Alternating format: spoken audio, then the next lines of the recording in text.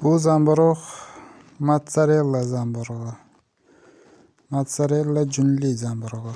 O'zbekistonda o'sadi.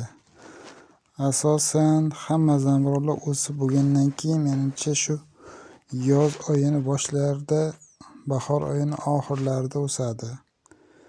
U faqat daraxt, chirigan daraxt taglarida yoki chirigan daraxtning o'rnida o'sishi mumkin. Shuni bilib qo'yinglar, faqat daraxtda o'sadi.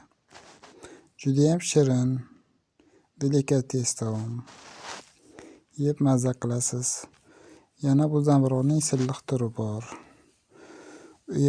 U bo'lsa shu mart oylarida, bahor kelganda, o't-o'lanlar o'sganda, yog'ingarchilik yaxshi bo'lganda o'sadi. Judayam shirin zamburug'.